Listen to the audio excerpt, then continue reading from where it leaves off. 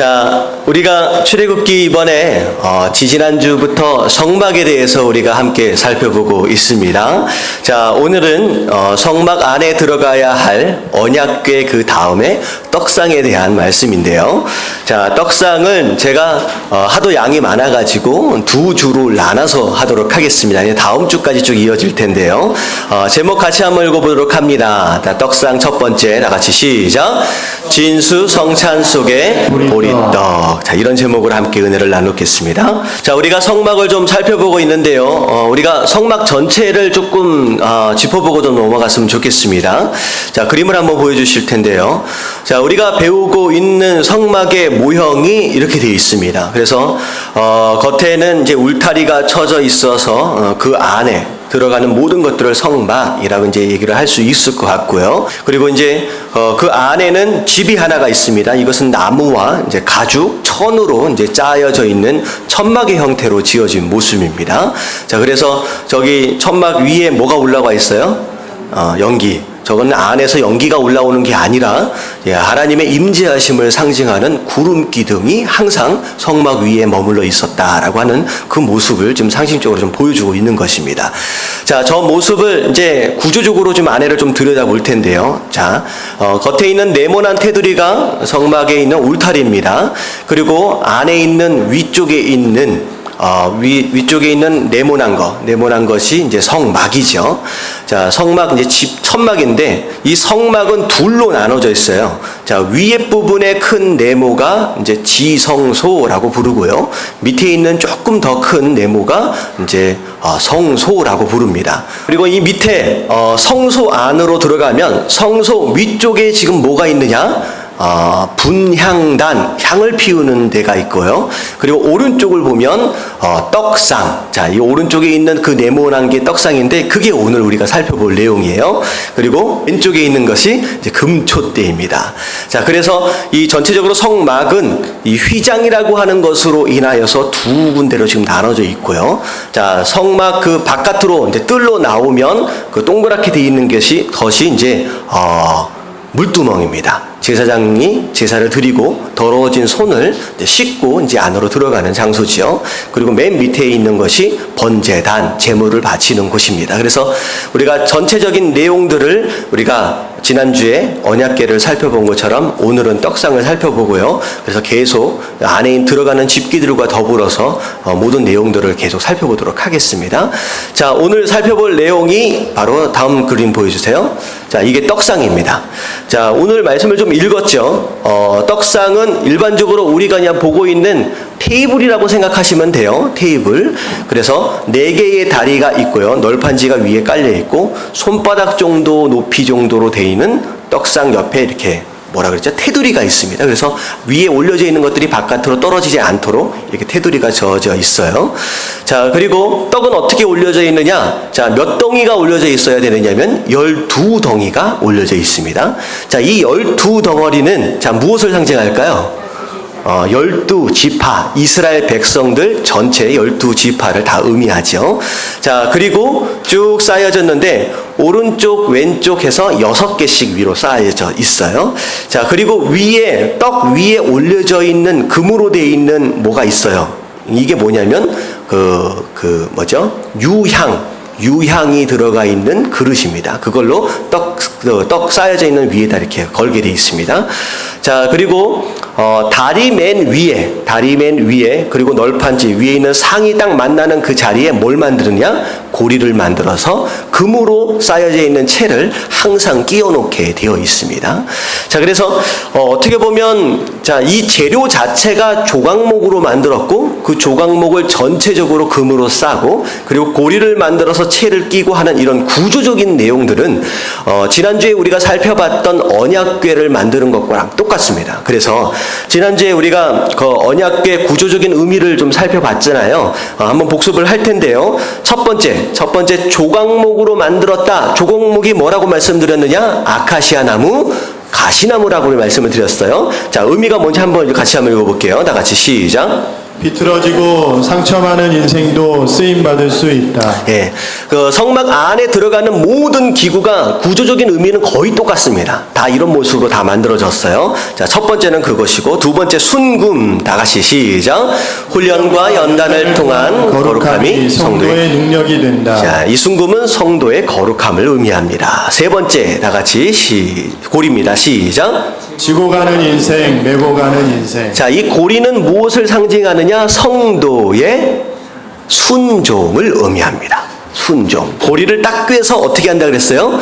언제든지 옮겨야 할 때면 딱 들면 된다라고 말씀을 드렸잖아요. 그래서 성도는 내 마음대로 살아가는 것이 아니라 말씀의 고리로 꿰어져서 하나님께서 말씀하실 때는 언제든지 순종할 수 있는 그런 삶이 되어야 한다라고 하는 것을, 자, 이 구조적인 의미에서 우리가 좀 살펴봤죠.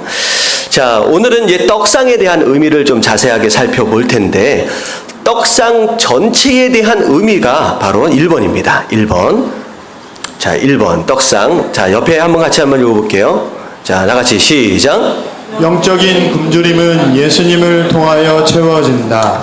자, 첫 번째가 영적인 굶주림은 누구를 통하여? 예수님을 통하여 채움을 받을 수 있다라고 하는 거예요. 제가 한 번은 건강에 좋다라고 하는 그 영양식, 선식 같은 거 있잖아요. 선식을 파는데 그 바깥에 이런 문구가 써져 있는 걸 제가 본 적이 있어요. 당신이 먹고 있는 그것이 바로 당신이 됩니다. 라는 문구가 한번 써진 것을 봅니다. 다시 말하면 내가 무엇을 먹고 있느냐라고 하는 거, 그것이 결국은 누가 된다? 내가 된다는 거예요. 내가. 이게 무슨 뜻일까? 제가 곰곰이 생각을 해보니까 사람 몸이 60조에서 100조 정도 되는 세포로 이루어졌대요. 근데 우리가 태어나면서 가지고 있는 그 세포를 죽을 때까지 가져가는 것이 아닙니다. 근데 보니까 수명이 있대요. 세포는 수명이 있대요. 그래서 위장, 위에 있는 세포는 일반적으로 몇 번에 한 번씩, 몇 시간 만에 한 번씩 죽느냐? 2시간 30분 만에 죽는데요. 그러니까 세포가 생성이 되고 2시간 30분이 되면 죽고 다시 새로운 세포가 나타나는 거예요. 그렇다라고 한다면 우리 안에 있는 세포, 그러니까 위는 2시간, 3시간 전에 있는 위가 지금 우리가 가지고 있는 위가 아니라는 거예요. 완전히 새로운 위가 된다라고 하는 것이죠. 그리고 심지어 우리 피 안에 백혈구 같은 경우에는 세포 수명이 이틀이라고 합니다. 그리고 전체 우리 바디를 이루고 있는 체세포는 1달에서 2달 정도 됩니다. 우리 세포 중에 가장 수명이 긴 게 뇌세포예요. 뇌세포가 60년입니다. 그래서 우리가 60세 이상이 되어져 가면 다 자꾸 잊어먹잖아요. 그 이유가 뭐냐면 세포의 수명이 다 돼서 죽는 거예요.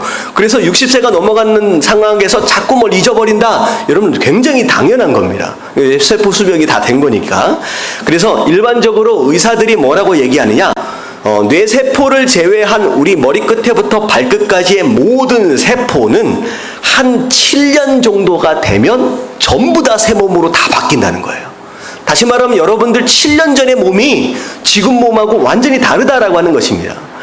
근데 중요한 건 뭐냐면 7년 동안 우리의 몸이 완전히 새롭게 되어지는 과정 가운데 과연 새롭게 되어진 그 세포는 어디서부터 만들어진 거냐는 거죠.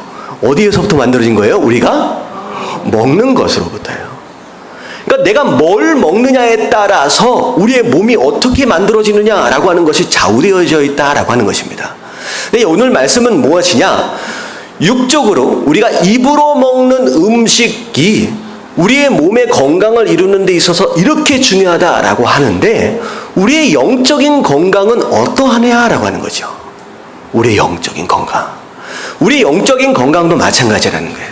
우리가 영적으로 무엇을 먹고 있느냐에 따라서 우리의 영적인 상태, 우리의 영적인 건강이 완전히 달라질 수 있다라고 하는 것입니다. 여러분이 영적으로 많이 드시고 계시죠? 영적으로 우리가 좋은 것들을 계속 먹어야 된다라고 하는 거예요. 근데 우리가 이제 이런 내용들을 우리가 살펴보면서 과연 우리가 영적으로 먹는 것에 얼마나 관심을 갖고 있느냐라고 하는 거예요. 우리가 건강을 굉장히 챙기는 시대가 왔어요. TV를 보면요, 거의 뭐 한참 돌리다 보면 10개 중에 한두 개는요, 전부 다 건강에 대한 거예요. 뭐를 어떻게 먹어야 건강에 좋고, 뭘 어떻게 먹었더니만 암이 고쳐지고, 뭐 심지어는 어떻게 먹느냐, 얼마나 씹어서 먹느냐, 뭐 한 번 씹는데, 한 번 먹는데 한 숟가락에 30번 이상을 씹으래요. 그래야 건강해진대요. 그러니까 먹는 것, 육신적인 건강을 위해서는요, 엄청 신경을 쓰고 엄청 투자를 하는데, 과연 우리가 영적인 건강을 위해서 영적인 섭취, 영적인 음식에 대해서는 얼마나 신경을 쓰고 있느냐라고 하는 것에 대해서는 좀 의문을 달 정도로 무관심하지 않느냐라는 생각을 해보게 되죠. 근데 예수님 뭐라고 말씀하시느냐? 자, 요한복음 6장 27절입니다. 같이 한번 읽어볼게요. 다 같이 시작. 썩을 양식을 위하여 일하지 말고 영생하도록 있는 양식을 위하여 하라. 이 양식은 인자가 너희에게 주리니 인자는 아버지 하나님께서 인치신 자니라. 자, 썩을 양식, 무엇을 의미하느냐? 육신적인 건강을 위해 입으로 먹는 음식을 얘기하는 거예요. 근데 하나님은 그 음식을 향하여서 뭐라고 말씀하시냐? 썩을 양식이래요. 왜냐하면 아무리 잘 먹고 아무리 건강해도 우리 육신은 결국 어떻게 될 육신이라는 거예요? 몇십 년 지나면, 7, 80년, 100년 지나면 결국은 썩을 수밖에 없는 육신하는 거예요. 근데 하나님 뭐라고 말씀하시냐? 결국 썩어져 없어져 버릴 그 육신을 향한 투자, 그걸 위해서 일하지 말라는 거예요. 그걸 위해서 투자하지 말라는 거예요. 하나님 뭐라고 말씀하시냐? 어떤 양식? 영생하도록 있는 양식, 다시 말하면 썩을 것이 아니라 영원히 없어지지 않을 그 양식을 위해서 살아라. 그 양식을 위해서 투자하라는 거예요. 여러분, 영적인 양식을 위하여 투자하시길 주님의 이름으로 축원합니다. 육은은 아무리 가꾸고 찌고 바르고 해도요, 결국은 썩어질 것이라는 거예요. 아무리 많이 사용해도 몇 년 써요? 요즘에 100세 시대라고 하는데 아무리 많이 써도 100년, 120년 이상을 못 쓴다는 거예요. 하지만 중요한 건 우리의 영혼은 가꾸면 가꿀수록 좋아지는데, 그 가꾸어서 좋아진 그 영이 결국 어느 정도를 써요? 100년, 200년이 아니라 영혼을 쓴다라고 하는 것이죠. 그래서 내가 지금 시간적인 것도 마찬가지고 재정적인 것도 마찬가지고 내가 가지고 있는 에너지와 이 모든 것들을 과연 무엇을 위해 투자하고 무엇을 위해 쓰고 있느냐라고 하는 것을 돌아볼 필요가 있다라고 하는 것입니다. 여러분들, 이제는 영적인 것에 투자하시길 주님의 이름으로 축원합니다. 육신의 건강을 위해서는 이것저것 가려서 먹을 줄 아는데, 영적으로 섭취할 것에 대해서는 가리지 않고 아무거나 주워 듣고 아무거나 보고 이러면 안 된다라고 하는 것이죠. 우리가 이 부분을 알아야 된다라고 하는 것이에요. 근데 오늘 말씀드리고 있는 떡상에 대한 내용이 바로 이겁니다. 우리가 영적으로 섭취해야 할 그 영적인 양식이 있다라고 하는 것인데, 결국은 그 영적인 양식은 곧 뭐라는 것이냐? 이 떡상은 곧 무엇을 상징해요? 바로 예수 그리스도를 의미합니다. 우리가 영적으로 섭취해야 할 영적인 양식은 바로 예수 그리스도다라고 말씀하시는 거예요. 그래서 떡상 요한복음 6장 35절에 보면 예수님 뭐라고 말씀하시냐? 다 같이 한번 읽어볼게요. 다 같이 시작. 예수께서 이르시되 나는 생명의 떡이니 내게 오는 자는 결코 줄이지 아니할 터이요 나를 믿는 자는 영원히 목마르지 아니하리라. 자, 예수님께서 뭐라고 말씀하세요? 나는 무슨 떡이다? 생명의 떡이다. 너희가 진짜 살려면 나를 먹어야 한다라고 말씀하시는 거예요. 예수님을 우리가 섭취해야 한다라고 하는 거예요. 그러면 예수님께 나아가고 예수님을 믿는 어떤 그런 모습으로 인하여 예수님의 떡을 먹으면 결국은 우리가 줄이지 않고 목마르지 않을 것이다 라고 예수님 말씀하시는 거예요. 중요한 건 뭐냐면요, 여러분들 한 끼 두 끼만 굶으면요 배고픈지 알아요, 몰라요? 알아요. 배고픈지 압니다. 몇 끼만 안 먹으면 배고픈지 알아요. 근데 중요한 건 뭐냐면 영적으로 굶으면 배고픈 줄 알아야 되는데 우리가 알아요, 몰라요? 이걸 잘 모르는 데 문제가 있다라고 하는 거예요. 배고픈 줄 알면 먹을 텐데 영적인 굶주림은 우리가 잘 인식을 못한다라고 하는 거예요. 여러분, 영적인 굶주림은 곧 무엇을 의미하느냐? 간단하게 생각을 하면요, 여러분, 계속 우울해지고 자신도 없어지고 자꾸 낙심되어지고 자꾸 포기하고 싶고 자꾸 세상에 나갔을 때 초라해지고 짜증나고 화나고 불평, 불만, 원망, 사는 게 재미도 없고 모든 게 다 귀찮아. 자, 이게 뭘 것 같아요? 이게 영적인 굶주림이에요. 여러분, 이럴 때가 있습니까? 없습니까? 있잖아요. 여러분, 어떤 게 영적인 굶주림인지 여러분들이 알아야 돼요. 자꾸 뭘 해도 다 귀찮아. 귀찮아. 그리고 자꾸 꼴보기 싫은 사람들이 옆에 생긴다. 자, 이게 뭐가 굶주려서 그래요? 영적으로 굶주려서 그래요. 이 영적인 굶주림입니다. 이런 상태, 이런 마음의 상태가 여러분들의 삶 가운데 자꾸 일어나기 시작한다. 그러면 빨리 뭐 하면 되느냐? 영적으로 밥을 얼른 먹어야 된다는 거예요. 근데 우리가 영적인 양식에 대하여, 영적인 건강에 대하여 가지고 있는 착각들이 하나가 있어요. 제가 지금 몸무게가 상당히 많이 나가고 있어요. 그래서 요즘 무릎도 아프고 막 그러는데 제가 지금 한 74kg 정도 됩니다. 보기보다 많이 나가나요? 적당히 나가나요? 제가 한 60대 초반이었어요. 62kg, 3kg 정도 됐었는데 제가 맨 처음에 생각할 때 운동을 좀 한참 하고 했을 때 그 생각을 했어요. 제가 한 2kg, 3kg 좀 쪄가면서 몸이 허리띠가 안 맞고 막 그러면 그런 생각을 합니다. 일주일만 잘 먹고 열심히 하면 이 정도 살은 금방 뺄 것이다 라고 생각을 했어요.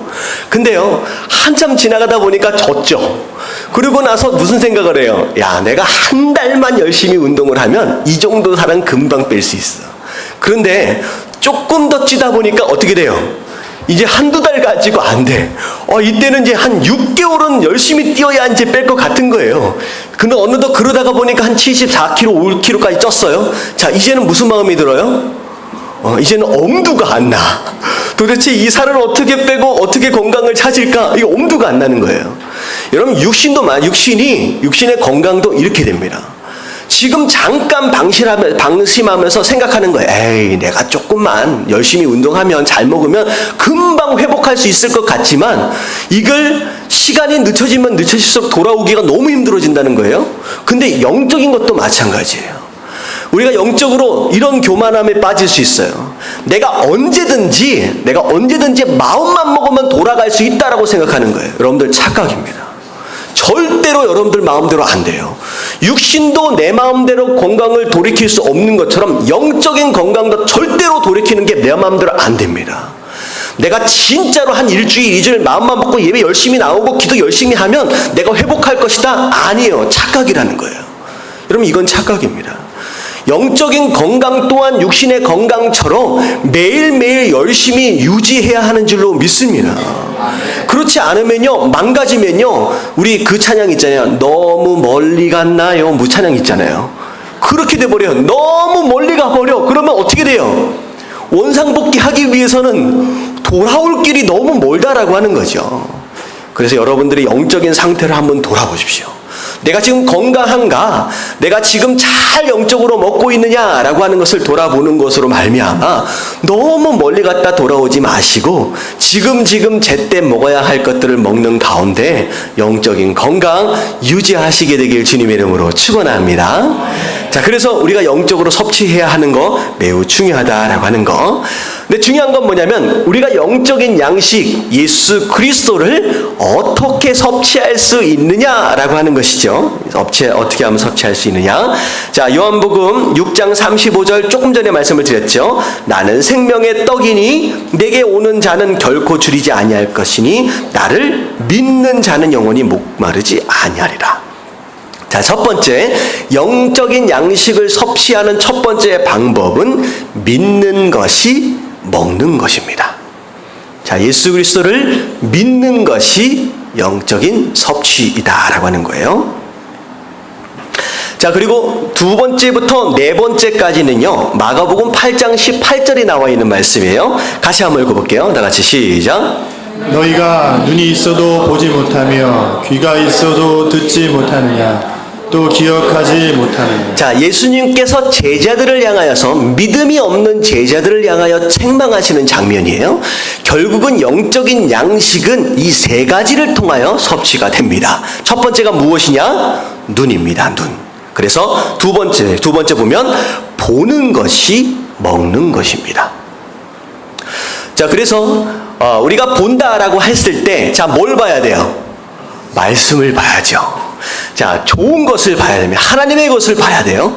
우리가 자꾸 세상의 것들을 눈으로 계속 섭취를 한다. 영화를 보고 드라마를 보고 뉴스를 보고 이상한 것들을 본다라고 했을 때 잘못된 것들을 자꾸 본다라고 한다면 우리가 영적으로 어떻게 될 가능성이 많습니까?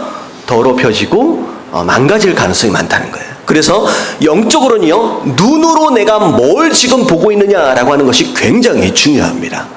그럼 말씀을 봐야 된다는 거예요. 말씀을. 자, 세 번째가 무엇이냐? 귀라고 그랬잖아요. 다 같이 시작. 듣는 것이 먹는 것이다.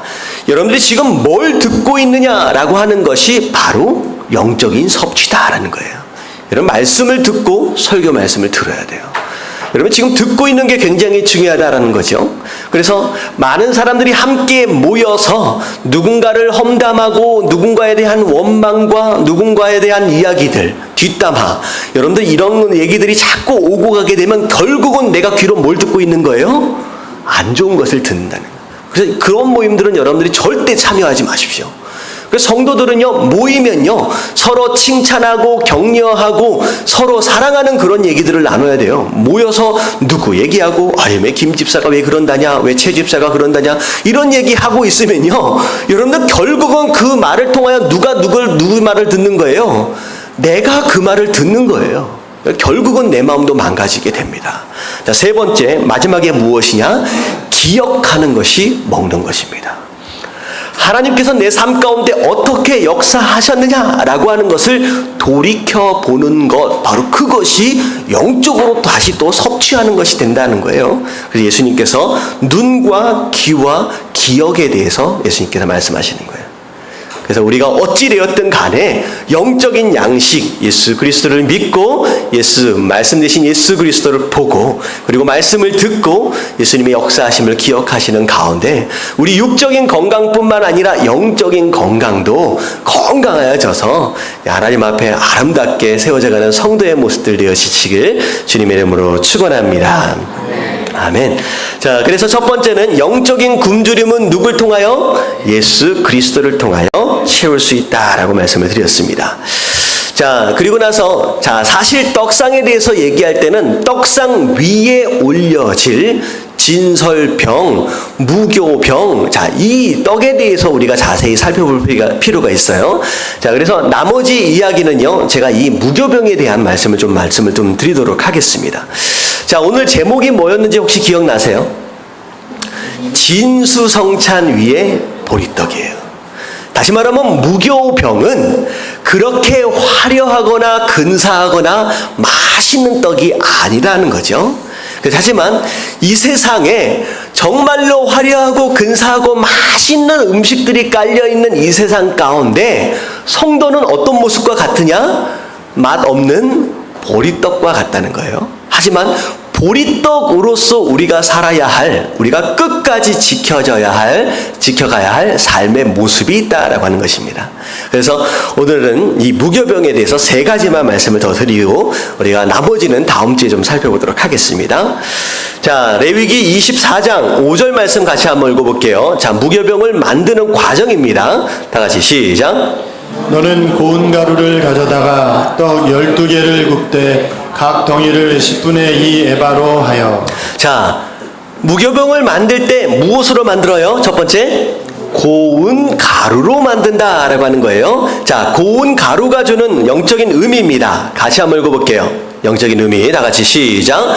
말씀으로 깨어지고 부서져 완전히 가루가 된 성도. 자, 고운 가루에 대한 첫 번째 의미는 무엇이냐? 우리의 성도가 말씀으로 깨어지고 부서져서 어떻게까지 돼야 돼요? 완전히 가루가 되어져야 되는 거예요. 이게 바로 고운 가루가 주는 의미죠. 자, 이 고운 가루는 하나님께 나아가는 성도의 마음의 자세를 의미합니다. 상한 심령, 통회하는 마음으로 완전히 깨어진 그런 삶을 의미하는 것이죠.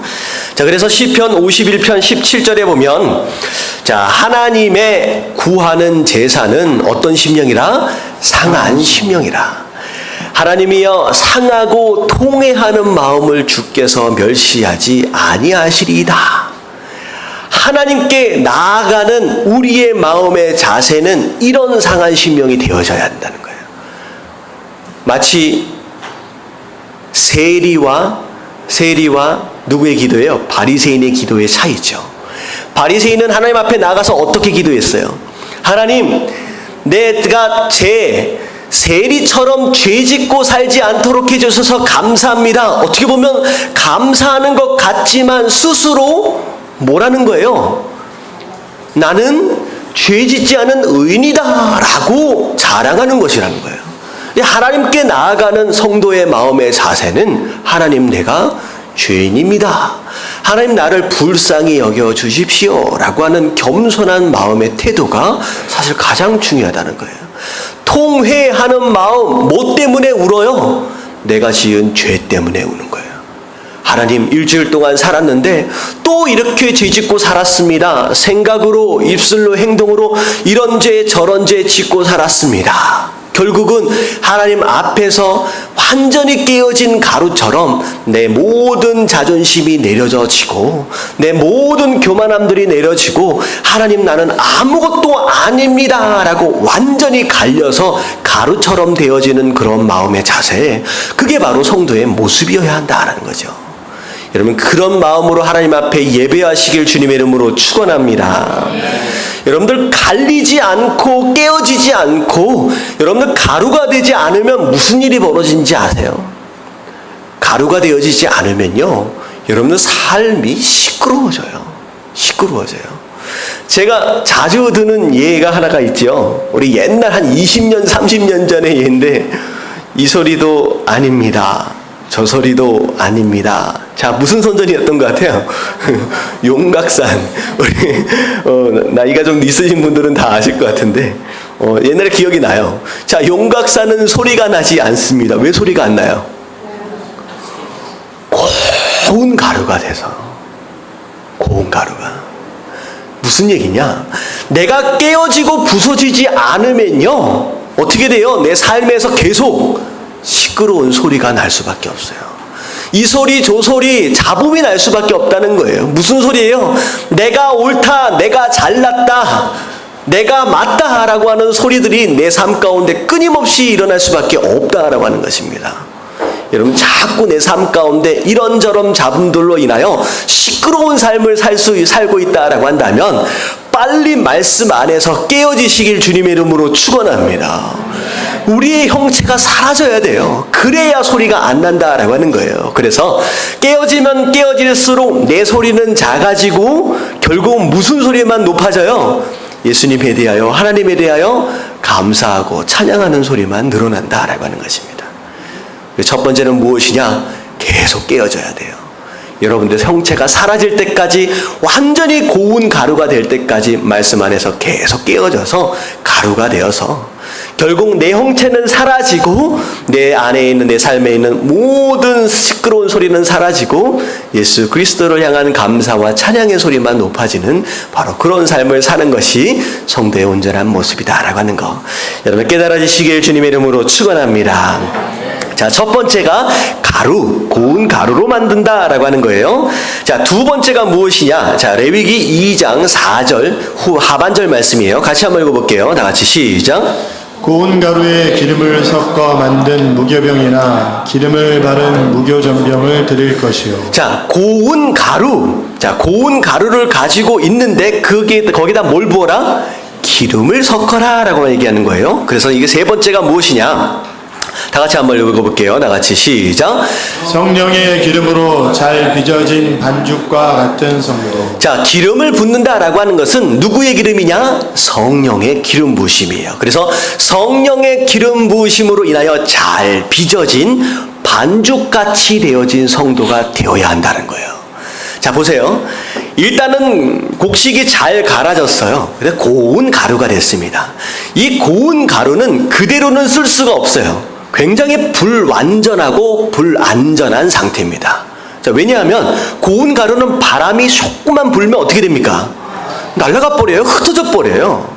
다시 말하면 우리가 말씀 안에서 깨어졌어요. 우리 자체가 사라졌습니다. 그 다음에 하나님, 내가 이렇게 변화된 삶을 살고 싶습니다. 내가 이런 사명을 감당하는 삶을 살고 싶습니다. 의지는 충만한데 우리가 가지고 있는 인간적인 의지로 우리가 변화될 수 있다는 거예요? 없다는 거예요? 없다는 거예요. 가루는 그 자체로 그 무엇도 될 수가 없습니다. 반드시 그 가루 위에 뭐가 뿌려져야 되느냐? 성령의 기름 부으심이 뿌려져야 돼요. 섞여야 돼요. 다시 말하면 성도는 그 자신만의 의지로 삶이 변화되는 것이 아니라 반드시 성령의 충만함을 덧입어야만 그때 변화될 수 있다는 거예요. 가루는 아무런 형체를 못 만들잖아요. 하지만 가루가 섞여서, 그 가루와 성령의 기름 부심이 섞여서, 기름이 섞이면 그 다음에 뭐가 돼요? 반죽이 되어져요. 자, 이 반죽이 되어지면 누군가의 손에 의해서 마음대로 모양이 만들어져 가는 거예요. 이게 바로 성도가 변화되어지는 과정입니다. 가루가 되어지는 성도의 삶, 그 위에 성령의 기름 부심이 부어지고 누가 반죽해 가세요? 하나님께서 여러분의 삶을 반죽해 가십니다. 그래서 하나님께서 원하시는 삶으로 마음대로 만들어질 수 있는 모습들이 되어지는 바로 그 모습, 그럴 때 성도가 변화되어질 수 있다라고 하는 것이죠. 성령 충만이 얼마나 중요한지. 그래서 제가 금요일날 우리가 예배를 드리고 마지막 기도는 뭘 위해서 기도해요? 성령 충만이에요. 성령 충만하지 않으면 절대 안 됩니다. 그리고 이번 주에 우리가 글로리 캠프가 있어요. 여러분, 글로리 캠프를 다녀오시지 않으신 분들은 반드시 가셔야 됩니다. 여러분, 예수님 믿고서 말씀 듣고서 야, 이렇게 살아야지 맞는 거구나. 여러분, 여러 가지 결단을 할 수 있지만 여러분, 성령 충만하지 않으면요, 여러분들의 결단으로 여러분 삶 절대로 변화되지 않습니다. 반드시 기름 부심이 있어야 돼요. 이 글로리 캠프의 가장 장점은 성령 충만이에요. 거기서 그걸 입지 않으면요, 변화될 수 없습니다. 우리 교회에서 지금 한 3분 정도 지금 가기로 되어 있는데 고민하지 마십시오. 가십시오. 결단한 것만큼, 부어주시는 만큼 반드시 변화될 수 있는 계기를 여러분들 마련을 해야 돼요. 할렐루야. 성령 충만을 위해 기도하십시오. 자, 그래서 세 번째가 뭐였어요? 고운 가루 위에 뭐가 뿌려져야 된다? 성령의 기름 부심이 뿌려져야 그때서부터 변화가 일어난다라고 말씀을 드렸습니다. 자, 마지막으로 레위기 24장 6절부터 7절 말씀 같이 한번 읽어봅니다. 다 같이 시작. 여호와 앞 순결한 상 위에 2줄로 한 줄에 6씩 진설하고 너는 또 정결한 유향을 그 각 줄 위에 두어 기념물로 여호와께 화제를 삼을 것이며. 자, 이건 어떻게 하느냐? 2줄씩 쌓은 다음에 아까 지금 보셨죠? 그 위에 이게 그릇 같은 데다가 뭘 담아요? 유향을 담아라 라고 하는 것이죠. 자, 4번째 유향에 대한 의미는 무엇이냐? 같이 한번 읽어볼게요. 시작. 착한 행실을 통하여 아름다운 향기가 나는 성도. 예, 유향은 그냥 오늘날로 생각하면 향수라고 생각하시면 될 것 같습니다. 좋은 냄새가 나는 거. 결국은 유향을 그 위에다가 올려놓는다라고 하는 것은 우리 삶 가운데 어떤 냄새가 나야 된다? 좋은 냄새가 나야 된다. 그래서 착한 행실을 통하여 아름다운 향기가 나는 성도. 결국은 좋은 향기는 우리의 착한 행실이죠. 그래서 마태복음 5장 16절에 어떻게 말씀하고 계시냐? 다 같이 읽겠습니다. 시작. 이같이 너희 빛을 사람 앞에 비추게 하여 저희로 너희 착한 행실을 보고 하늘에 계신 너희 아버지께 영광을 돌리게 하라. 자, 어떻게 하라고요? 너희의 뭘 보고? 착한 행실을 보고. 착한 행실을 보고. 누가 본다는 거예요? 사실 세상 사람들이 봐요. 우리가 어떻게 살아가고 있는지 세상 사람들이 별로 관심 갖고 있지 않는 것 같지만 세상 사람들은 굉장히 주목하고 있습니다. 크리스찬이 어떻게 살아가고 있느냐라고 하는 거. 요즘 아주 안타까운 소식들이 뉴스에서 많이 나오잖아요. 어떤 목사가, 어떤 누군가가 크리스찬인데도 불구하고 이상한 짓 하고 다니니까 뭐라 그래요? 사람들이 뭐라 그래요? 목사가 그럴 수 있느냐, 아니면 누가 뭐 그 장로가 그럴 수 있느냐, 이런 얘기들이 많이 나오잖아요. 사실 기독교가 욕을 먹고 있는 가장 큰 이유 중에 하나가 뭐냐면, 예수님을 잘 믿고 있는 것 같지만 결국은 뭐가 없어요? 그 삶 가운데 착한 행실이 없는 거예요. 아름다운 향기가 안 나는 거예요. 똑같이 냄새나는 삶, 쓰레기 냄새나는 삶을 세상과 섞어서 더 같이 그러고 산다라고 하는 것이죠. 결국은 그러니까 결국은 세상 사람들로부터 손가락질을 받고 결국은 우리가 복음으로서의 역할을 감당할 수 없다라고 하는 거죠. 이건 굉장히 중요합니다. 여러분, 삶이 왜 중요하냐? 여러분들은 하나님의 말씀을 무엇을 통하여 읽어요? 성경을 통하여 읽어요. 세상 사람들은 하나님의 말씀을 무엇을 통하여 읽을 수 있을까요? 세상 사람들이 성경을 봐요, 안 봐요? 안 봐요. 세상 사람들은 무엇을 통하여 하나님의 말씀을 읽느냐? 바로 성도의 삶을 통하여 하나님의 말씀을 읽습니다. 다시 말하면 여러분들이 얼마나 많은 말씀을 아느냐 모르냐라고 하는 걸 떠나서 여러분들의 삶이 곧 이 세상 사람들이 읽어 내려가게 되는 하나님의 말씀의 본입니다. 여러분들의 삶이 이상하게 쓰여져 가고 있다라고 한다면 세상 사람들은 그 여러분들의 삶을 통하여 왜곡된 하나님을 읽고 있을 수밖에 없다는 거예요. 많은 사람들을, 세상 사람들을 한번 만나보십시오. 교회에 대하여, 하나님에 대하여 얼마나 왜곡된 생각을 가지고 있는지 오해하고 있어요. 원래 하나님은 그런 분이 아니에요. 원래 교회는 그런 곳이 아니잖아요. 근데 세상 사람들은 하나님을 싫어합니다. 교회를 싫어하고 성도를 싫어해요. 왜? 우리가 잘못된 삶을 보여주는 것으로 말미암아 왜곡된 말씀을 그들에게 보여줬어요. 그들이 볼 수 있는 말씀은 우리 삶밖에 없으니까 그걸 읽어 내려가는 거예요. 아, 그래서 하나님은 그런 분이구나. 아, 교회는 그런 곳이구나. 라고 잘못된 생각을 가질 수밖에 없다는 거죠. 결국 우리가 뭐 해야 되느냐? 우리의 삶을 바꿔야 돼요. 내가 어떻게 살아가느냐에 따라서 세상 사람들은 내 삶을 통하여 하나님의 말씀을 읽어져 내려갑니다. 그리고 나서 우리가 얼마만큼 하나님 말씀대로 살아가고 있느냐에 따라서 내 모습을 통하여 하나님은 그런 분이구나 라고 하는 걸 깨닫게 되는 거예요. 생각해 보세요. 내가 성도인데 매일매일 근심하고 걱정하고 살아가고 있어. 세상 사람들은 우리의 그 삶을 읽을 수밖에 없는 거예요. 그러면 결국은 하나님 믿어도 어떤 삶을 산다? 근심하고 걱정하는 삶을. 하나님 믿어도 아무런 소용이 없구나라고 읽어질 수밖에 없어요. 그러면 하나님 앞에 나올 의미가 없잖아요. 똑같이 근심하고 걱정하고 사는데 믿으나 안 믿으나 똑같은데 이런 어떻게 살아야 돼요? 최소한 다른 사람들이, 이건 뭐 외식하는 자가 되어서는 안 되겠지만 최소한 누가 본다라고 했을 때 어떻게 해야 돼요? 언제나 웃으시고 감사하시길 주님의 이름으로 축원합니다. 아니 무슨 크리스찬이, 아니 무슨 성도가 세상 모든 짐을 다 내가 지고 가는 것처럼 이루고 다녀. 여러분, 이거는 크리스찬의 얼굴이 아니다라고 하는 거예요. 웃어보세요. 말씀을 듣는데도 계속 이러고 계세요. 저한테 삐지신 분이 계시나? 한번 웃어보세요. 옆에 계신 분하고 인사해 주십시오. 웃으시면서. 웃어야 한답니다. 여러분들이 얼굴이 전도지예요. 할렐루야. 내가 웃으며 기쁨으로 다녀야, 야 나도 한번 교회 가고 싶다. 나도 네가 믿는 예수님 한번 믿어보고 싶다. 이런 생각이 들지. 아니 오히려 나보다 더 걱정하고 살아. 여러분, 그러면 안 된다는 거예요.